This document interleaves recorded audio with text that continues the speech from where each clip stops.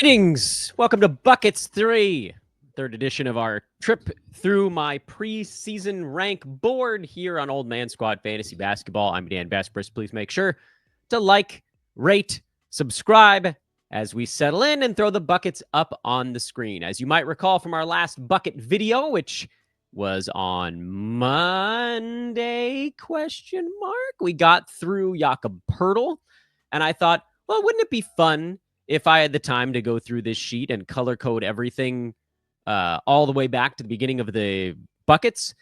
And yes, it would have been fun, but any of you guys that have multiple children and are the work-at-home parents know that these types of things don't typically end up with a whole lot of time. So instead, we're going to do it while we go. And here's how we're going to do it.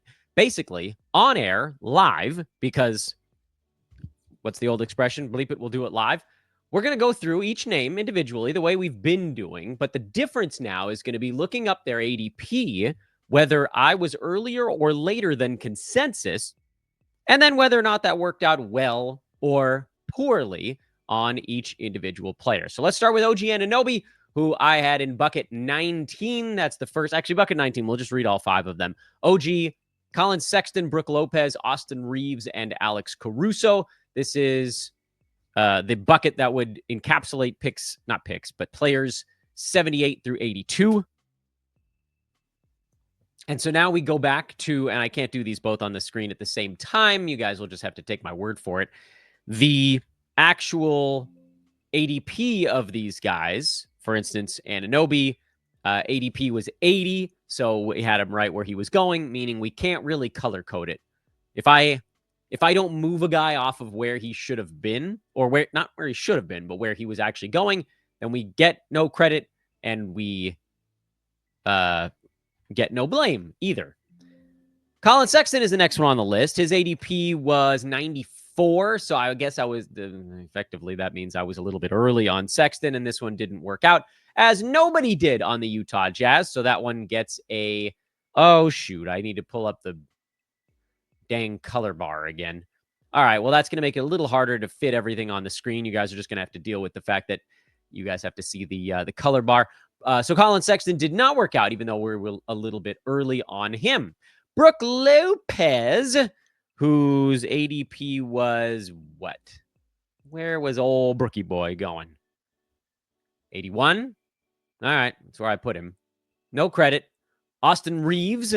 Oh, he was later. I'm sure of this one. Where were you, Austin? Reeves was... You know what I really need is I need two windows open at the same time here.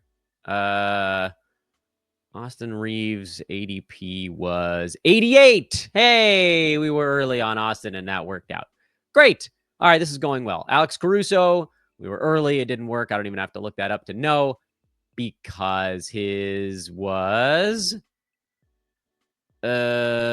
slightly behind there. Yeah, Caruso was 103. The real shame of it, too, is that Caruso wasn't as far off as everybody would want you to believe.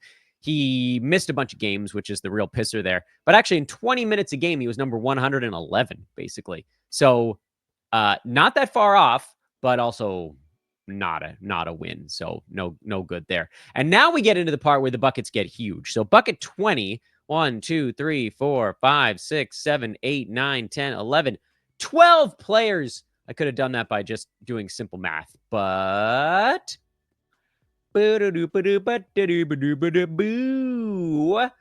didn't, because I should be better at math, and I didn't exactly flex my muscles there.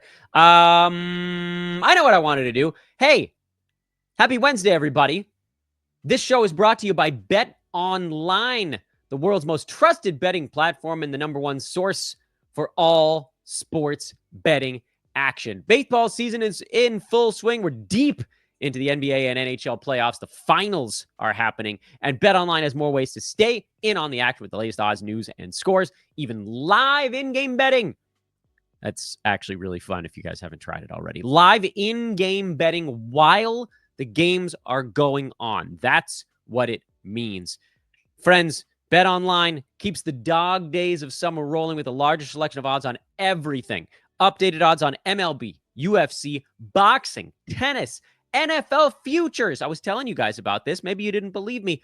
BetOnline remains the best online source for all sports wagering info. And if you can't wait or you're in between games, head to the BetOnline casino with all the top Vegas-style games, including poker, blackjack, a live casino, and more. BetOnline, the game starts here. Bucket number 20 has 12 names, and they are Anthony Simons, Keegan Murray, CJ McCollum, Jabari Smith Jr., Draymond Green, Jalen Suggs, Kobe White, Herb Jones, Chris Paul, Naz Reid, Daniel Gafford, and Amen Thompson. This was bad planning on my part. If it was 3-4 names per bucket, I think it probably would have been easier for us to look these up on the fly. We're going to do it anyway, and it's going to create a little bit of a herky-jerk podcast. But screw it. That's how we're rolling on this one. So where was Anthony Simons? Where were you, Anthony? You were in the... I know you're around there somewhere. 78 was Anthony Simons. We decided we wanted to go late on him, and it worked because Anthony Simons was only okay this year. He missed 12 games, not that bad. He was number 105. If you were punting field goal, he actually ended up being a decent play, but this rank was not for a punt field goal play. He wasn't all that far off from it, but again, we're going to take the hits where we take the hits. We're going to take the credit where we take the credit. So Simons was a correct call. Keegan Murray also in this 83 to 94 range, which is basically, I feel pretty confident that this is where he finished. Yeah, he was number 86 overall on the year. I think this was basically where he was being drafted also, 82. So I guess that makes me ever so slightly. Nah, I mean, this one's basically right on, so whatever. CJ McCollum, this is again where he was being drafted at 87. He finished a little bit behind that, so no real credit there because I wasn't taking... This is really, again, we're only color coding it for guys that I took a leap of faith on in either the positive or negative direction. CJ finished at 112, which was mostly because his free throw number was even worse than usual. Otherwise, everything was pretty much right where it usually is. For McCollum, he scored 21 points a game. You got basically what you expected, which was, the definition of meh. Jabari Smith Jr., I don't remember being particularly enthusiastic about him. Yeah, he had an ADP of 81, and so we went a bucket late on him, and that worked out because he wasn't very good this year, so that works out okay as well. Draymond Green was, he finished later than this by per-game rankings. Draymond was number 113, but he had a really good second half, so there's kind of like two parts to that story. His ADP was 100, meaning... I probably was one bucket too early on him here, but also, again, if you look at the second half of the season, he was solid. So I'm going to kind of just leave this one alone because Draymond was basically ranked right around 90 after the All-Star break, maybe even a little bit higher than that. So I think this one was pretty accurate. Jalen Suggs, we're also going to call relatively accurate. This is where he belonged before he went down with injury. So we'll just leave that basically where it was as well. This was also basically, Suggs had an ADP of 102. That doesn't sound right. I feel like that may have dropped off after the season got started and he got hurt. I think Suggs was pretty much about where he belonged as well. Kobe White was also in this range. His ADP was 85. He finished slightly better than that, but again, no credit on either side. Just a solid all-around season for Kobe. He really turned it up as the season went on, much like Josh Giddey. He was top 40 the second half of the year. Overall, he was number 71. So again, outperformed his ADP by a little bit, but we weren't high or low on him. So again, no credit, no responsibility on that one. Herb Jones was well on his way to having a nice year, and then he fell apart. His ADP was 96, so I was a tiny bit early on him. Again, this is one of those ones where I think we kind of just have to leave it blank because he was ramping up. He was on he got off to a slow start because he was coming back from injury, and then, his last 10 games or so, he looked like he was going to be a top 60, top 70 guy, and then he got hurt again. And so nothing ever really panned out. So this one was, again, another one derailed by injuries. I'm trying not to really do... when we analyze these things, we should be analyzing them based on what would have happened if not for a catastrophic type injury. So Jalen Suggs, Kobe White, these types of things. If they were on their way to being where they belonged, then we're going to let it fly. Chris Paul, I was certainly a bucket ahead on him. If you guys know anything about me, you know that's generally what I do. He finished at number 82, played in all 82 games. Chris Paul was a good selection here, going a bucket early.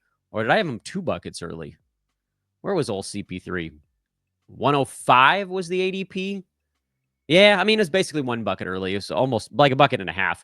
Naz Reid, I was a bucket early on as well. His ADP was... Does anybody remember where the hell Naz Reid was? 97, so just a little bit early, and he was fine. Daniel Gafford, I went a little bit early.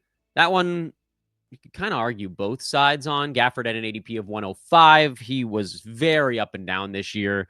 And, ultimately he finished at 96. So pretty much nothing to do there. And then Amen Thompson, we were a couple buckets early on him, and that one panned out relatively well. So if you wanted to say that anything went particularly wrong in bucket 20, it's that I guess you could say, the Herb Jones injury made that one pretty wrong. The Jalen Suggs injury might have made that one pretty wrong. But again, I don't really want to grade us out based on injuries or what would have happened if a guy, if a guy would have been healthy, would this have been the right spot for him? And I think the answer in most of these names is yes, it's the right spot, or even we got a little bit of a victory there. So cool beans. And actually, let's go back to this one. Going late on Paolo was smart. Going late on Randall was smart. Like looking back at bucket 18 was pretty good. Bucket 19 was not so great. Bucket 16 was the one where I really pooped my pants. If you want me to take some hits here, well, Jaylen Brown was right to go late on him. DeAndre Ayton too early, Garland too late, Russell too early, Bogdanovich too early. Like, those are all wrong. Bad bucket 16. There. People are always like, Dan, you need to be harder on yourself. Okay, there you go. Now you've seen it. Bucket 21 as we continue along. Terry Rozier. Man, I remember that one. He was, this is basically where he was. I guess I was early by half a bucket. All right, we can take a hit on that one. We were too early on that. Kuminga, where the hell was he going in drafts? I honestly don't even remember. Jonathan Kuminga, was he earlier than expected? Oh, yeah, he was at 91. Yeah, we went late on Kuminga, and that was right. So that's good. Tyler Hero, I went right on time, and obviously that didn't turn out to be right at all. He was good. Actually, did he move up the board? 81. Yeah, we were a bucket late on Hero. All right, I got to take the hit on that. Tyus Jones. That's the next name on the board. Yeah, I went early on him, and that was wrong. Oh, not great. Dante DiVincenzo. This is about where he was getting drafted, or was this... I guess we were a little bit early on Dante. I don't remember being early on Dante. How did that even happen? No, I must be missing him on the board here. Oh, yeah, there we go. This is where he was being drafted. Jonas Valanciunas, we're not going to talk about that one because of tank risk. This was very much a specific type of play. Brandon Ingram, I went late on, and that was correct because he never stays right. Mark Williams, we can't grade that one out. If you drafted him here, it was for a GamesCap Roto format, and in that case, it turned out good, but you shouldn't have drafted him otherwise. Kyle Kuzma, I don't even remember where he was getting drafted. This is fun to go back through these things and figure out where these guys actually were going. Where were you, Kuz? Oh, his ADP was 86. We went super late on Kuzma, and that was a good victory. Mike Conley went a bit early. That didn't work. And then Zach Edey, I'm pretty sure this is where he was going. So that one is A-okay, at least in terms of, did we screw something up? Yeah, he wasn't good there, but I didn't take a swing. So just to reiterate, the color coding here is not whether or not a player did better or worse than this bucket. It's whether my assessment of a player was different than consensus, and then whether that was right or wrong. So far today, what you've seen is that, and I don't really have a way of color coding whether I was early or late on someone. So Sexton, Colin Sexton, Austin Reeves, and Alex Caruso were all early picks in bucket 19.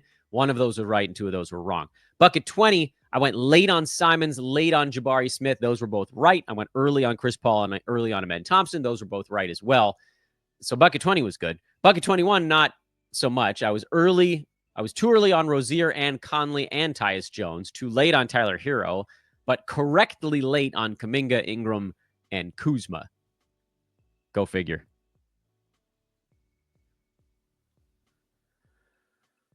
Bucket 22, Clint Capella, Derek Lively II, a couple of roto-only picks in Isaiah Hartenstein and Devin Vassell, so we'll skip over those guys. Aaron Gordon, if you were punting free throws, which, by the way, that turned out to be all kinds of wrong because he actually got better at free throw shooting and forgot how to do defensive stats. And then Scoot Henderson, if you were punting turnovers. This was all kinds of a screwball bucket because there was a lot of kind of leftover stuff going on in this one. Capella had an ADP of 108, which this was where that was. Okay, no swings were taken there. Did we go a little bit early on Derek Lively? No, this is where he was as well. No swing was taken on that one. Hardenstein and Vassell, again, we're skipping those guys because this wasn't a head-to-head level play. Aaron Gordon, who you guys know I always tend to go kind of late on. And, his year was marred by injury. His ADP was 116. This is where he belonged if you were punting a specific thing, so we're going to leave him out. And then Scoot Henderson was going later. But again, with the punt build, did that turn out to be even a tiny bit effective? Not really. He was worse than that anyway. And Scoot sort of didn't belong on any board. So we'll go ahead and take a negative marker on Scoot. But the rest of these are kind of nothing. All right. So bucket 23. Now we're into the Flyers zone because this is after pick 111. After pick 110, I think was kind of where we decided that made sense to call it during the draft season at the beginning of this year. Bucket 23 has sort of the first chunk of Flyers, which I think we had kind of graded out as the guys that had the best per game upside, because that's really what a Flyer should be. Here are the guys we think could really make a massive impact. And the names in this group, the first Flyer chunk, which looking back, the top Flyers should have probably started at 105, because what are we doing with Clint Capella? Well, I mean, Derek Lively felt like a slightly safer play. And then had he not gotten hurt, it probably would have been. And Hartenstein and Vassell made sense as kind of your roto-only plays. But I don't know what Capella, Gordon, and Scoot were doing in this bucket. They should have been off on some weird little side bucket that sometimes it's just hard to find a place to put a guy. That's the end of that story. So the players in bucket 23, the first round of Flyers, were Trace Jackson Davis, Brandon Pajemski. This again in no particular order. It looks like I was looking at the Warriors to start that thing though. Trey Murphy III, Norman Powell, Dyson Daniels, and Cam Johnson. So there's kind of a lot to discuss on these players. For one, some of these guys, like Trey Murphy, was hurt to start the year. That's the reason he was down as far as he was, because his ADP was 97. But in my opinion, there was kind of no reason to take a guy hurt before 100. So was this too late on him? Yeah, based on what he was doing on a per game basis, this was way too late on Trey Murphy. But also, he got hurt a second time during the season, as this happens with guys that start the year hurt. And yes, he made his rank by totals anyway. But if you were in a head-to-head league, you didn't have him for your head-to-head playoffs. So this one's kind of a split decision, a hung jury, as it were. Roto, you'd say that was a victory. Head-to-head, you'd probably say that was a loss. So we'll call it nothing. Brandon Pajemski, no, that one didn't work out. He got good at the end of the season, but that was just simply too late because over the entirety of the year, he was number 136. So I don't care how good you were the last, month and a half. And even then, he was only pretty good, like top 100. It still wasn't good enough to make him a worthwhile top Flyer. I don't know that we need to color code these guys because, who cares if I was slightly too high on a guy when you're getting into your 10th, 11th, 12th round picks, but we'll do it anyway. So Pajemski didn't quite pan out, at least not until the end of the year. Trace Jackson Davis didn't get used very much, but the other three, and here's the thing, if you can have a hit rate of half when you get into this zone, That's a really good hit rate. So we're going to go bright green on Norman Powell, Dyson Daniels, and Cam Johnson. All three of those guys were terrific Flyer picks. Cam Johnson, who, missed a bunch of time because he was on a tanking team, but was top 50. Dyson Daniels, we all know what he did. Only missed five games this season, I think, and was a second rounder. Norman Powell had a stretch in the middle of the year where he got hurt, and that kind of upended what was going to be a very good season. Still ended up as a top 70, top 60 guy. These are terrific Flyers. Obviously, Dyson Daniels being the best of that bunch, but all three of those guys were super rad dudes to have on your team. And I mean, again, like the final story on Trey Murphy and Cam Johnson isn't that different in terms of how many games they played. But I do believe that one, like with Trey Murphy, I think the head-to-head versus roto discussion probably comes into play a little bit more. So we're just going to leave him out of the mix. So two of those guys, not good. Three of them turned out pretty darn good. I mean, if we want to call Norman Powell just a regular size green and Cam Johnson regular instead of this sort of highlighter level green. But Dyson Daniels, terrific play in that top Flyer zone. And that was a kind of a league winner type of grab late in drafts. Let's get to bucket 24. I think we can probably, I mean, after that one, do we really need to go on? Because like 25, 26, and Spillage, these are guys that you're not even generally drafting. Like you should be able to build a 13-round draft out of players that I've listed in the first 125. Because invariably, I know 13 times 12 is more than 125. A bunch of guys are going to get drafted that we didn't have on our board here. So you should be able to get these dudes. Bucket 24, Bobby Portis was at the top of that board, and he was decidedly fine this year. He got suspended, so that kind of screwed that one up. PJ Washington had a pretty good year. I think that one you could probably call a small win. He also was hurt for part of the season, but in terms of like what was he doing when he wasn't hurt, that would have been a good one. Chris Middleton, we went very late on Middleton, and I feel good about the fact that we went late on him. I'm not going to color code this one. Onyeka Okongwu, I forgot that he started the year hurt. I totally forgot that. And he wasn't on our guys that were hurt to start the year thing. His was like, oh, they were going to rest him on back-to-backs. He was dealing with like a tendinopathy or something. So I pushed him down the board a second, which is a shame because I think before that we had him in bucket 22, which would have been a really good pick or, first round of Flyers for Okongwu. And then that ended up being kind of a missed opportunity because once he got healthy, by the way, his ADP was 116. So we were basically like a half bucket behind because of health. But like at the end of it all, his health ended up being fine. It was one of those things where there was a little bit of an overreaction. He only missed 8 games, and they were all very early in the season. He was a pillar of durability for the Hawks after, what did he miss? Like 3-4 games on back-to-backs very early in the season? Then he was awesome. I wonder if Okongwu could end up being an interesting steal next year. I don't know if people saw quite how good he was at the end of the year. Al Horford was in bucket 24. There should have been some note here on the like next man up is the note because this was only for a while Porzingis was out. RJ Barrett, this was more of a punt play. Jonathan Isaac, nope.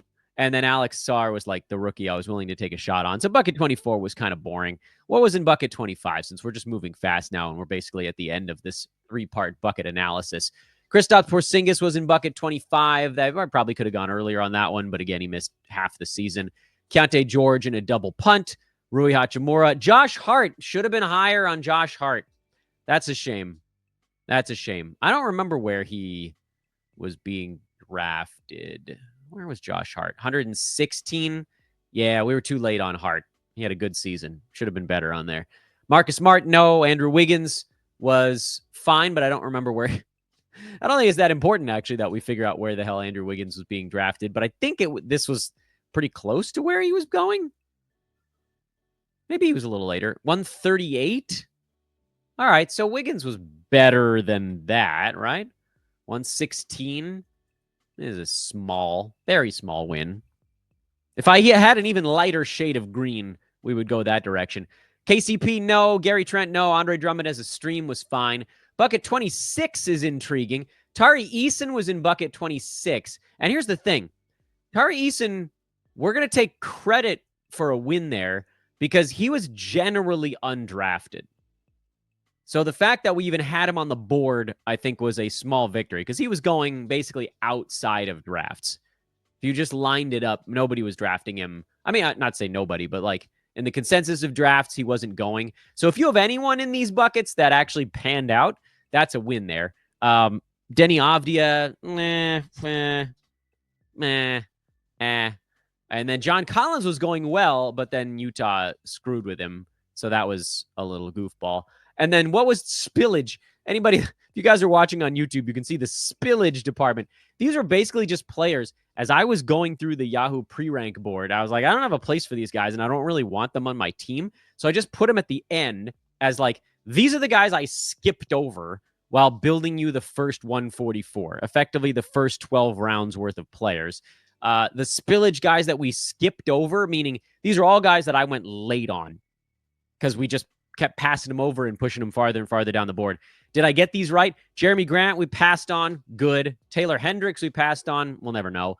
Jaden Ivey, we passed on. Great. Asar Thompson, he got better midway through the year and was a pretty good punt free throw guy, but didn't really do anything. Malik Monk, I think he probably could have gone a little bit higher. Well, we'll call that a miss in the spillage department. Grayson Allen, Aaron Neesmith, Wendell Carter Jr., Kelly Oubre ended up being better than expected because half his team was hurt. That was a little bit of a different handicap. Malcolm Brogdon, Karis LeVert, Andrew Nemhard, Keon Ellis. He got better as the season went on as well, but I wouldn't exactly call him a world beater. Where did Ellis finish up? Number 98. So, okay, I mean, fine. We should have been earlier on him. Jaden McDaniels is officially the spillage guy that we can say was like an actual miss. But the other ones here, like if we really want to color code all the spillage guys, Grant, Hendricks, Ivy, we can leave Asar out of that. Grayson Allen, Neesmith, Wendell, Brogdon, LeVert, Nemhart, Shaden Sharp. Those guys were all correct to pass over. And then Oubre and Asar will just sort of leave blank. So pretty good. What I'll try to do here is in the waning moments of this show, because I don't like to go more than a half an hour in the off season. Let's zoom out just a little bit on this board. Whoa. And let's see how fast we can color code the early guys. Who was I earlier than and who was I later than? The beginning of the board, I was early on Harden, and that ended up being pretty good. I was early. No, I wasn't early. I was early on Kevin Durant, and that was like a maybe. Cat, technically we were early, but not early enough. These ones are all relatively expected. What if we get into bucket 9? Dame, I think we were a little bit early. That one worked out. Freddie VanVleet, we were early. That was bad. Brunson, we were late. That was good. Jalen Williams, Jalen Johnson, we were early. That was also relatively good if Jalen Johnson had stayed healthy. Larry Markkinen Evan Mobley was a little early. That was good. Larry Markkinen should have been even farther down the board, although with the tank note, that probably should have been okay. Jimmy Butler, too early. Paul George, nice and late. Derek White was good. Desmond Bane was good. All right, this is boring. This is bad television. But we're so close to being caught up. Let's just do the last 3 buckets. Quickly was a bad one.